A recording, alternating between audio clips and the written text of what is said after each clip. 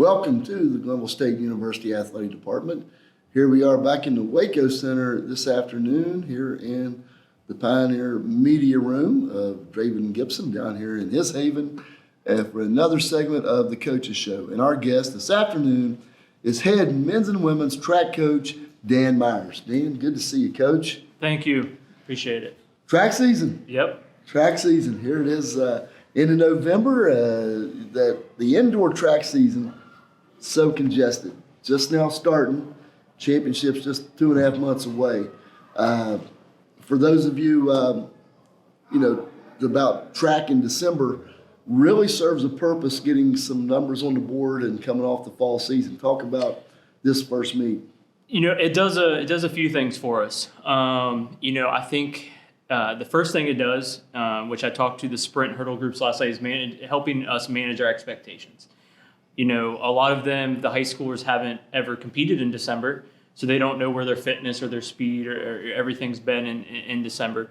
And then managing their expectations on we're running on a 200-meter flat track. The last time they raced was probably in warm weather, outdoors on a 400-meter track. So managing our expectations. The second thing, I think it allows for us to get motivated one way or the other, whether it goes good or bad, into the Christmas break.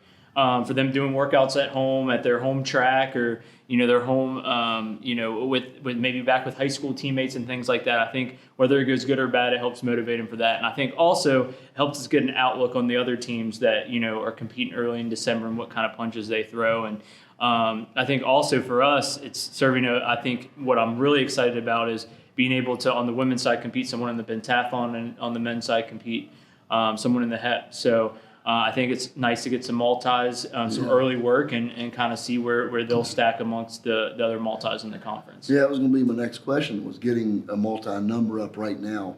What an advantage is to take the pressure off trying to get one in as you get closer to, mid to late February for conference. Yeah, absolutely. And, Travis Hill is going to compete in the HEP for us. He kind of shot out of a cannon last year. We had some high expectations for the vault, but helped us in the 4x1, the 100, ran the 4x4, very versatile athlete. And he long jumped a little bit. So with high jump and working in some hurdles and with your many years of experience, just kind of highlighting the really good events they bring, and then just trying to kind of get through and check off the list of the other ones. And I think that he has a really good chance to show some of his athleticism this weekend. And then China in the pent. And what we're looking forward to is that I think it's a little easy for her to do double duty and indoor than it would be on the outdoor scene, because outside of the 800, a lot of it's not going to be super taxing on her.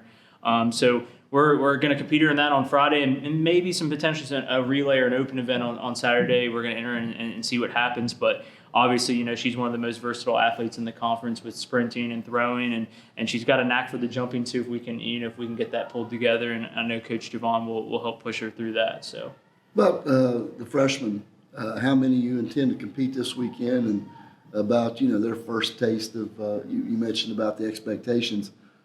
Obviously, them more than anybody. On both sides, I think we're outside of maybe one or two competing everyone. Most of the freshmen. Just some highlights there. Janelle Mitchell, who came over from women's soccer, someone I've been excited about. For about a year now. We'll run the 800, and her personal best is currently better than our school record. So we're hoping that we can utilize her to kind of build some marks and reset the all-time list here. Brianna Browning in the throws. We have some girls in the sprints and jumps that maybe a little bit new. This is going to be kind of a crash course for them, but have really built some speed with Coach Javon. On the men's side, the throwers and Marlon Moore in the hurdles. One person I'm really excited about, Brady Renner. He's going to be kind of a versatile 800, 400 hurdle guy outdoor. Focusing the 8 indoor, and I think he's somebody that was kind of has a chip on his shoulder.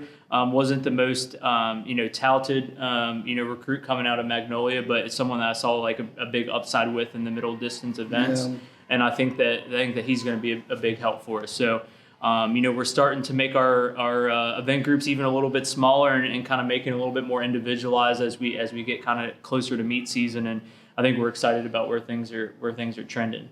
How many teams are going to be over at Marietta that you know of, and how many league teams? So we're looking at, I think we're going to be around that 5 to 6 range on the team side.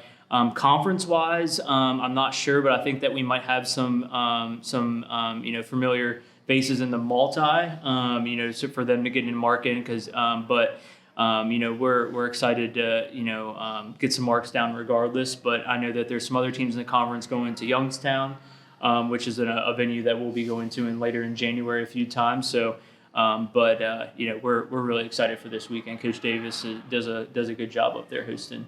Yeah. I know you got a lot of young kids, but the veterans, have they stepped up as far as leadership roles and kind of show you with the whole family atmosphere? I know as far as working towards that, I know you've had to invoke some discipline at times. Yeah, absolutely. But it seems like it's starting to come around that the kids really enjoy being around each other. And it's pretty typical with how long our season is with indoor and outdoor, and starting about the second week we get on campus with conditioning. There's that October to November to, right before Thanksgiving break where things can kind of get lax, and we've had to have some wake-up calls. And I think that the leadership, in the last 3 to 4 weeks is the best that I've seen it. Just highlight, one person I'm super proud of, Travis Hill, honestly only second year on our program and like his third ever year and, pretty competitive track and field in his life. And I think he's got a kind of knack for it. And I think it helps that he kind of sees a lot of different event groups. So that helps as well. Christian Hanna, by far on the men's side has been one of our top-notch leaders. And he's going to have, an outstanding season in the throws. And then women's side, Jasmine Brown, she just leads by example, just, great student athlete. And then I'm excited, don't want to throw out any names yet, but I think that we have some girls, freshman girls that I can see being put into leadership roles, sooner than later, honestly. Yeah. So I'm really excited to kind of see where they help propel our future. Yeah. Well, I'll tell you what, Coach, this is Friday and Saturday. You got the day one of the multis and then the full meet on Saturday. Yes. Mm-hmm. And day 2 of the multis. So you can follow that. They'll be up on TFERS, the Marietta website as well.